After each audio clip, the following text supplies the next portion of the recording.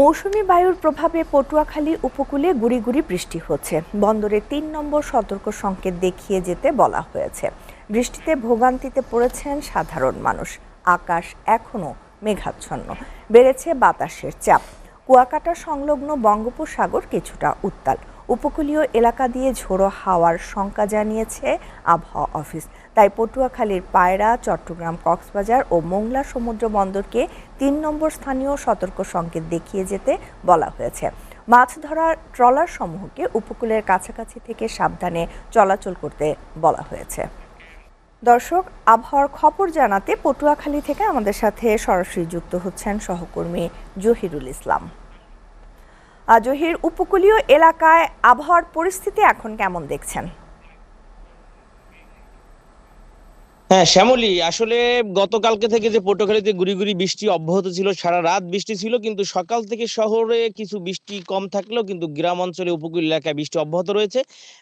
এই দুপুর ১২টা পর্যন্ত আবহাওয়া অধিদপ্তরের পর্যবেক্ষণ মতে কিন্তু ৪৫ ডিগ্রিরও বেশি ৪৫.০০ বৃষ্টিপাত রেকর্ড করা হয়েছে। এবং এখানে কিন্তু আমরা রয়েছি লোহালিয়া নদীর তীরে, সেখানে কিন্তু দেখছি জোয়ার আসলে স্বাভাবিক মাত্রায় রয়েছে এখন পর্যন্ত। এবং পটুয়াখালীর যে আবহাওয়া অধিদপ্তর তারা জানিয়েছেন যে আরো কিছুদিন এরকমের ধারাবাহিকতা অব্যাহত থাকতে পারে।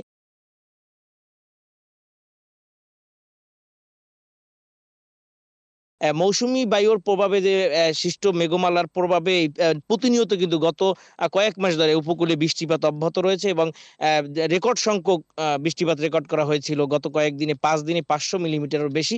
সেই ক্ষেত্রে কিন্তু স্থানীয় যে কৃষি যারা রয়েছে, কৃষি বিভাগের সাথে জড়িত কৃষক এবং অন্যান্য মৎস্য, তারা কিন্তু ব্যাপক ক্ষতির সম্মুখীন হয়েছে। আপনি জানেন যে গত কয়েকদিন 65 দিনের নিষেধাজ্ঞা শেষ হওয়ার পরে কিন্তু দফায় দফায় আবহাওয়া খারাপ হওয়ার কারণে পটুয়াখালী জেলারা সাগর যাত্রা করতেই পারে নাই। তবে সেই ক্ষেত্রে কিন্তু তাদের যে ক্ষতি, এখন আবার সেই আবহাওয়া খারাপ এবং ৩ নম্বর স্থানীয় সতর্কতার সঙ্গে থাকার কারণে তারা গতকালকে আবার সাগর থেকে তীরে ফিরে এসেছে। এবং এরকমের ধারাবাহিকতা অব্যাহত থাকলে তাদের যে সেই আবার দেনা হতে হবে এবং তাদের ক্ষতি পুষিয়ে সম্ভব নয়।